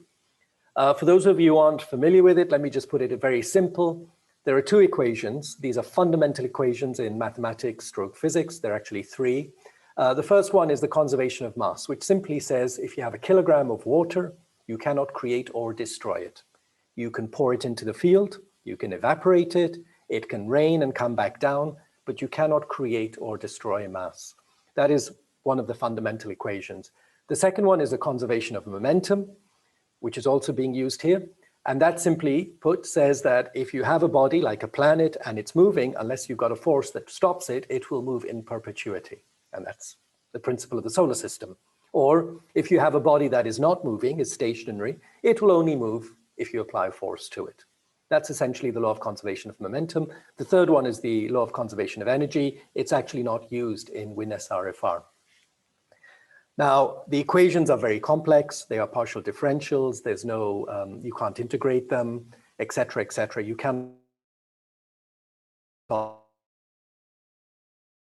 this on a calculator. You cannot even solve this on a spreadsheet. And it has taken many, many years to get to where we are today, where it's so easy to solve this with even a desktop. When I started working with these things, you couldn't solve these even on an average desktop. I won't bore you with those details, but suffice to say, this is one of the reasons why you need a very highly skilled workforce to be able to apply surface irrigation modeling, and it is one of its constraints. And we'll come to capacity building in a minute. Next slide, please, Azeem. So this is very quickly just to show you some of the inputs there. You can see the slope I referred to, 0.0002. The length of this field is about 94 meters. We're looking at a 10-meter width, which is a border strip. We can ignore the depth. This is just the depth of the bunds on either side. It works out the area. The infiltration, which I said is also an input. Manning's roughness, it's an estimate of how rough the field is an input. And you can see there, 15 liters per second. Now, what we've tried here is what is called a cutoff time of 1 hour. What this is saying basically is what would happen, and actually I've already optimized it for this value. This is what we then conveyed to our colleagues at Khwaja Farid University, is what time should we cut off the tube well? Well, when should we switch it off? And as it happens, 1 hour is pretty darn good. And you'll see that with the next animation here, Azeem, slide. I could have put a video up, but I wasn't sure about the bandwidth. What this graph shows is, again, another output. There are many outputs from this model. It's the 94 meters along the X direction. At the top, you can see it. It goes 80 and then pretty much close to 90. And this is the depth of water infiltrating. So this is predicting how much water will infiltrate. We are shooting for 50 millimeters. That's what we want to get. That's typically enough in a reasonable summer week in Pakistan for about a week. A crop will maximum use about 7 or 8 millimeters a day. So this is enough for the week, which ties in with the Warabandi that you'll probably irrigate once every week. You can see that at the top end of the field, we have a little less than the 50, towards the bottom end, we have a little more than the 50. That essentially is our application inefficiency. So if you look at the performance indicator, you'll see we get an application efficiency of 86%. A uniformity, which is this DULQ of close to 0.9, 90% uniform, which means, you know, it's a measure of whether we manage 50 at the top end and 50 at the bottom end and so on and so forth.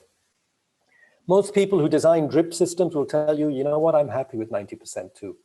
So we're getting that 86% and we're getting it with 15 liters per second, which is the discharge that you would very easily achieve from a solar irrigation pump. So this is showing us that it should be possible, if our input parameters are right and our mathematics and everything is correct, it should be possible to use surface irrigation with solar irrigation pumps and achieve reasonable application efficiencies, achieve reasonable distribution uniformities, the DULQ. Just quickly, there's a performance indicator there. Sorry, can you just go back quickly, Azeem, before we go on to that? And so you'll see that the D-min under performance indicators, the minimum depth is 48 millimeters. Remember, we were shooting for 50. So we have a small part of the field that gets slightly less than the 50, 2 millimeters less. Now remember, we're trying to spread 50 millimeters, and if you have a sense, it's 2 inches roughly, across about an acre of land, you know, half a football pitch. It's non-trivial. The DLQ is something called D low quarter, or think of it as a sort of a D average, and that's about 51 millimeters. So you can see that we're hitting very close, like that, you know, 7 millimeters a day, 7 days is about 49, 50 millimeters. That's how much water we should try and get into the soil if we're going to irrigate each week. Next slide, please, Azeem. So enough of the formulas and the numbers. These are our colleagues, Dr. Ashraf there with his students, undertaking the double ring infiltrometer. The equipment was provided by IWMI with some training, and they were doing the actual test, which then led to those graphs, which then was used as an input into the model. Next, please. More pictures of them there. I can assure you, you know, the cliche, no animals or human beings were hurt during this experiment. Although where the hammer is and where people's heads are worries me a little bit in this picture. Next slide, please. The infiltrometer installed, a group of very happy students, or at least they were smiling and very happy for the photograph. Then once we did the longitudinal survey, this is where we've got the laser grader, and it's trying to put that slope of 0.0002 in the field itself. And then in the next slide, you will see that we are now doing a post-grading survey to see how well or how close we got it to the 0.0002. So this is the field. Then in the next slide, the border strips are put in. Oops, sorry, this is some testing going on with Dr. Ashraf there in the white clothes, and his colleague here, maybe a student sitting right next to him. Here, the field, you can just about see the 10-meter border strips, and wheat has been seeded in using a seeder, which is what you see, the small corrugations, but then you can just about make the bunds which divide the border strips into the 10 meters, and the length is this 94 meters that we've modeled. So our computer model is trying to predict how water will advance over this surface and how it will infiltrate. And it has given us the sizes, parameters, and all the details of this. The sticks that you see are for the purpose that to verify our computer model, we actually monitor how the water advances and compare it with the computer model. The computer model actually tells us how long it'll take for the water when released from the top end of the field to hit each point along these sticks. I believe they're at 10 feet intervals. And so we're using it to what's called measure the advance time. And the picture from a few days back of this wheat is, next slide, there you go. And as you can see, as with all good field work, the sticks are still there, but it's getting rather difficult to actually measure the advance flow. But a nice healthy crop of wheat, which I did ask Dr. Ashraf over email. Unfortunately, due to travel restrictions, we can't actually go and visit. He tells me that it is the envy of everybody around, including the control. Visually, he says it looks better. Of course, at the end of the season, we will take a sample from a specific area, and we will determine the productivity both of land and of water using 15 liters per second. So that's our surface irrigation sort of trials aspect of it. Capacity building, as I've already said, there was the soil infiltration test, which we showed them, shared our equipment with them, how to undertake a double ring infiltrometer. This is the area that usually is the most difficult in terms of surface irrigation in getting reasonable results. It's a small area that you're sampling with a double ring infiltrometer. And it's something I'm looking at as to whether if this continues in the next year, we look at alternative ways of trying to estimate infiltration. Longitudinal survey and laser grading. Survey, of course, is relatively straightforward. They use the differential GPS that they have. You can use optical as well. Laser grading is not that straightforward. Although there are a lot of laser graders in Pakistan, they tend to be used for leveling, not grading. Grading means you put this slope in of 0.002. Leveling makes a lot of sense if you have paddy. If you don't have paddy, you're not planning to pond, then the idea of the grade is that you get much higher uniformities and application efficiencies. And that is key. But the equipment you need is slightly different from what is typically available out there in terms of the laser head, not the grading unit itself, but in terms of the laser head. And if Dr. Ashraf has a chance to speak, he'll tell you that they found it challenging. And unfortunately, because we couldn't go out there and solve their problems for them, it was a bit tricky. And then finally, we did this 2 days of WinSRFR training online again. And this is where I think we have some details in the next slide. So next slide, please, Azeem. So yeah, this is our training that we did. The training material actually, and you see that slide in the bottom right there with its equations and things like that. This material was provided, this is actually from USDA as well, the training material. They did some training some years ago here in Pakistan. We organized that in Islamabad through actually a project supported by USDA. Eduardo actually flew to Pakistan to deliver this. And so we continue to use this training material. And I was the key trainer, so to speak, of that. And again, Dr. Ashraf, most of it was for Khwaja Farid University. There were students, there was faculty, but it was because it was on online, others were open. It was open to others to join, and perhaps Azeem can provide some more details onto that.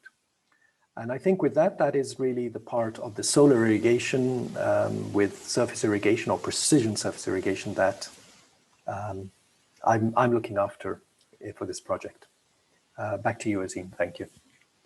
Thank you very much, Dr. Arif. And I mean, last point which Dr. Arif mentioned was the training that we conducted online. And I'm very glad that around 72 participants joined us, not only from Pakistan, but there were some participants who joined us from abroad as well.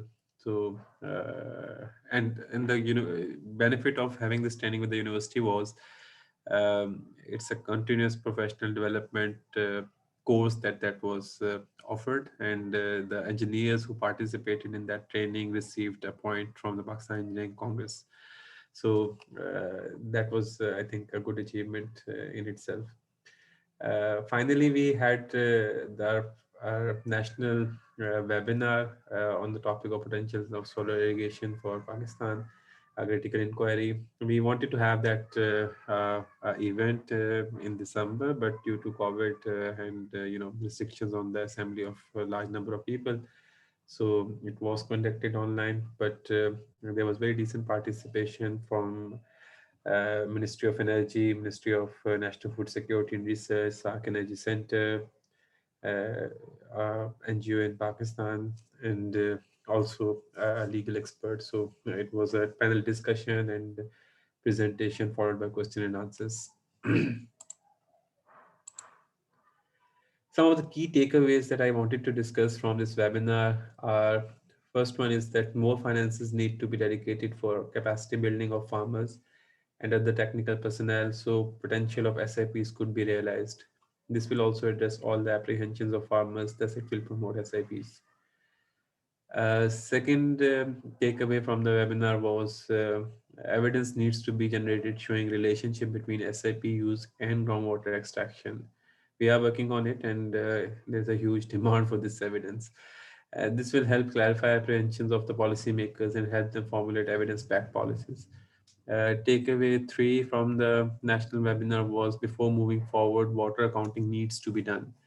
The areas which are suitable for promoting SIPs can be identified and targeted.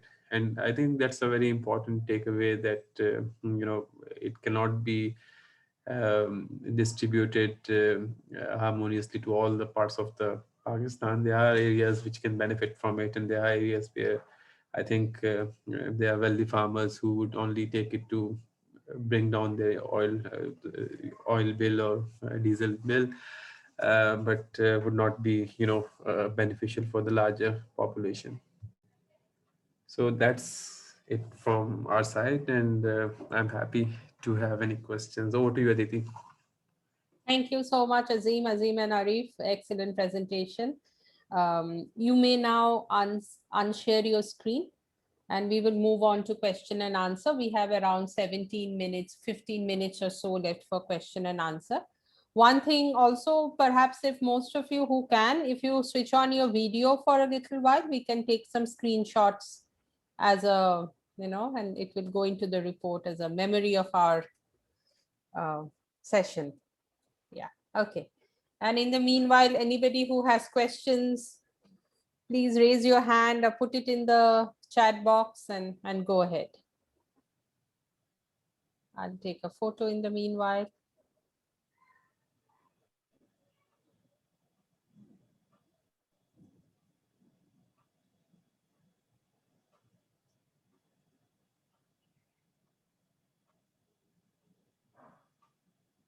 Any questions? Aditi, let us concentrate on the photo first. Okay. Well, I am so used to multitasking. Yeah. Azeem is posing for you, so he wants the photograph done first. Right. Okay, done. Good. Now over to questions.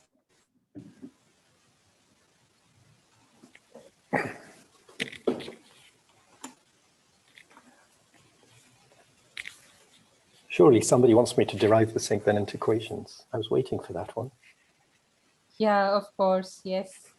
Absolutely. Arif, that's exactly what we need. It's what you'd expect from me, right? What else would you expect from me? Anything less? Or anything more, should I say? Okay. Right. I don't see many questions, but perhaps I thought that Azeem and Zain, when you did this SIP survey, I thought your expectations were quite different. I mean, you were not expecting, as many SIPs to be used along with diesel and electric pumps. I mean, I think the expectation initially that most of us had was that these SIPs have replaced diesel and electric pumps. But in reality, when the phone survey happened, we figured out that only 4% or 5% of the farmers exclusively depend on SIPs, but all rest of them, for them, SIP was just an additionality. So how do you think that then affects the rest of your study in terms of measuring water use with or without SIP?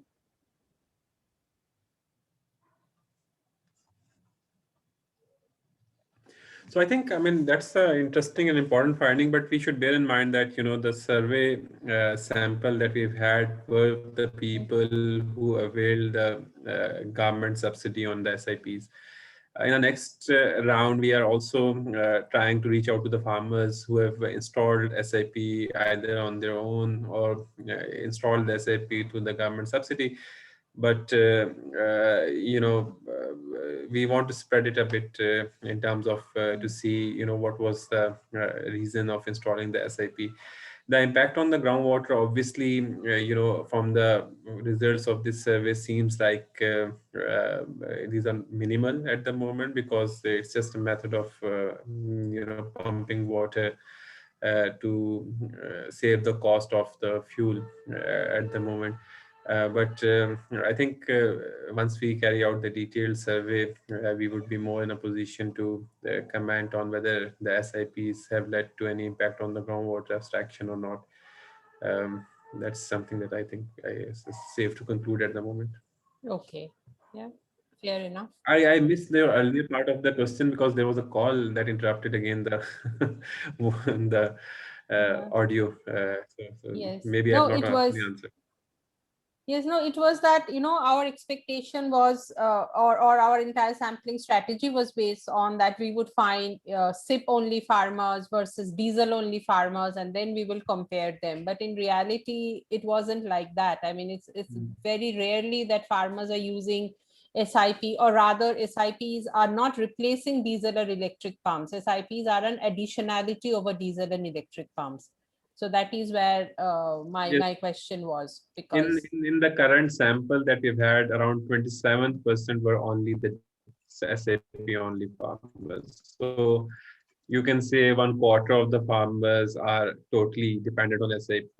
Rest of the 75% are using it in conjunction with other pumps.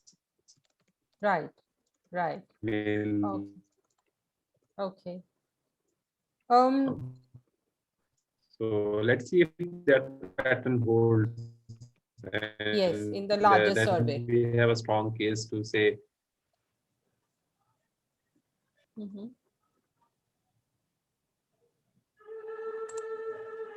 Okay, Anton, do you have a question? Please go ahead and ask. Unmute yourself. Thank you, Aditi. Yes, I have one question.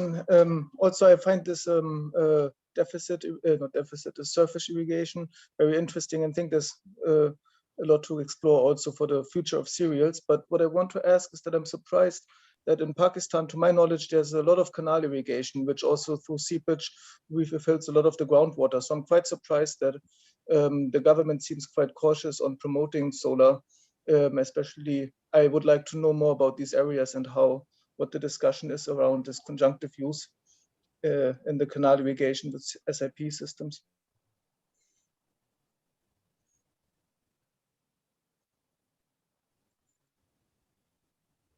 Yes. Would you like to answer, Azeem?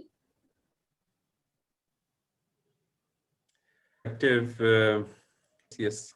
Can you listen to me? Yeah. We are losing you. Loud and clear now. Go ahead. Can you hear my voice, Aditi? Yes. So I think just to put things in perspective, currently the share of groundwater irrigation is more than that of the surface water. Around more than 50 million acre feet of water is abstracted to irrigate the fields. We started with a cropping intensity of around 64% when the system was designed, and currently it's over 150% in most of the areas. So if you see this situation, you would obviously imagine that how much of the groundwater is being pumped. It's not to say that, it's all the seepage water through the canals. There are areas where we still do not have the canal irrigation, and people are extracting water from the ground. And the groundwater depth that has been, changing with the passage of time, there are clear patterns that is unsustainable. So in this background, if you see SIPs are promoted or given subsidies, and people install in those areas where there is, already a problem of groundwater depth, which is decreased. So that would create serious problems. So that's why government is a bit cautious that, people along with, and the pattern that in our early findings, what we have seen is those farmers who can afford are going for SIPs. And, these are the farmers who already have the diesel pumps or electric pumps as well. So having another pump to extract more groundwater would obviously be not sustainable. Right. If there are, I can see Kashi has a comment. Kashi, did you want to come in here? No, just a quick, this point that I think that was already discussed. I guess we shouldn't be looking for SIP only farmers. That's what we found in Nepal as well. And so these farmers already had something some arrangement to irrigate their field, and then just because we gave one SIP, they don't switch to SIP entirely. So we even found people who change the source of this SIP or diesel depending on the sunlight or rainy days and things like that. So, I mean, I guess it is possible to find SIP only plot. So is this still feasible to do, I mean, compare diesel plot versus SIP plot if you want to compare something on that, but maybe not the farm level comparison. Right, right. Yes, makes sense. Then if there are no further questions, I had another one for Arif, and I have been thinking about this surface precision agriculture. The whole point is to apply less water and still let the crops do the, have the not compromise on the crop productivity, etc. But is it not true that quote unquote real water saving will only take place when farmers move from a more water intensive crop to a lesser water intensive crops, and the rest of the field water management water savings would be more kind of on the margins? Is that something you would agree to? And in that case, would it make more sense to actually incentivize farmers in some way to grow lesser water intensive crops maybe, or have some kind of experiment where farmers are actually incentivized to sell electricity back to the grid? This morning we saw in the Gujarat experiment that farmers almost could potentially earn 50% of their income, I mean regular income, from selling electricity. So would you like to comment on that? Would water saving come from field water saving, or does it need to be actual changes in the ET, which will only come from changes in cropping pattern? I mean, this is in a sense an age-old discussion, right? People who have promoted drip and say, you result in water savings. Well, it stands to reason if you've got land next door, and the only reason you're not cultivating it is because you don't have water, then any water you save, quote unquote, you will apply in that field next door. So any water saved will immediately, you'll find good use for it. It's like money. Any money you save at home, you'll find some good use for it sooner or later. Maybe not in the same season, in the same year, but certainly next year you'll want to invest in that. And so, yes, I mean, obvious ways are you take land out of agriculture, which essentially is what you do by providing people with alternative means of livelihood by generating electricity, right? Solar crops, as Tushar calls it, is one way. Reducing the amount of water that you need, but retaining livelihood or enhancing livelihood by having orchards and the likes is certainly another way of doing it.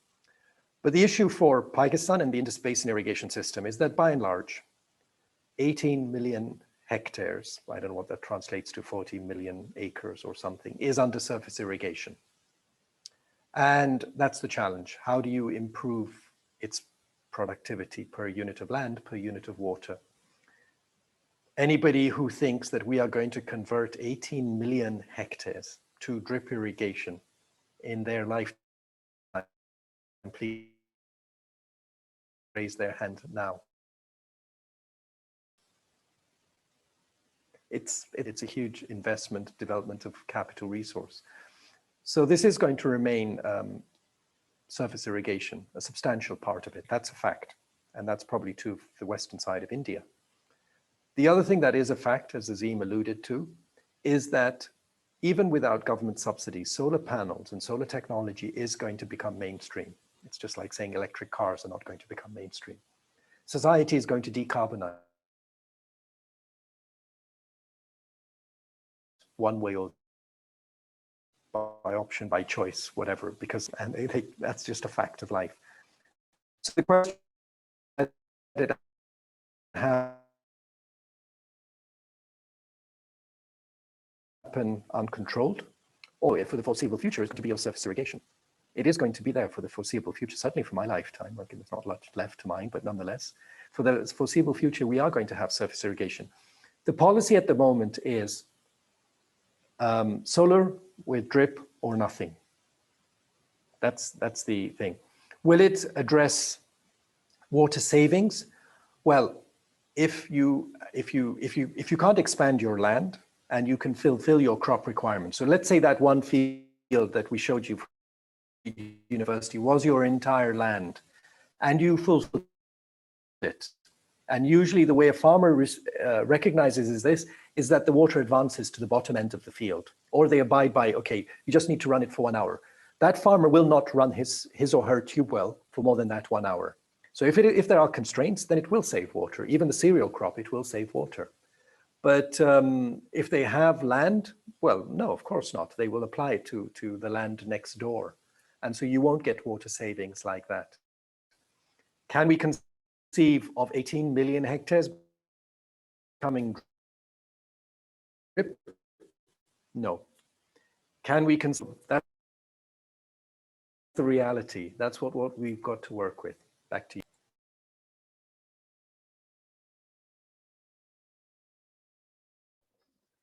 Thank you for that clarification. I thought it makes sense. Any other questions or comments that you have for the speakers? If not, then I'm very happy to close today's discussions. We are right on time. Thank you for all the speakers for keeping to time, and for all the participants for your participation and interesting questions.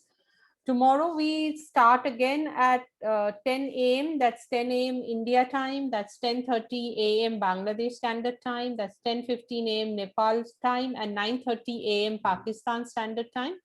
And tomorrow's morning session will be about where we would have our 5 Innovation Fund grantees. They are from all the 4 countries. We have 2 Innovation Fund grantees from India and 1 each from Pakistan, Bangladesh, and Nepal.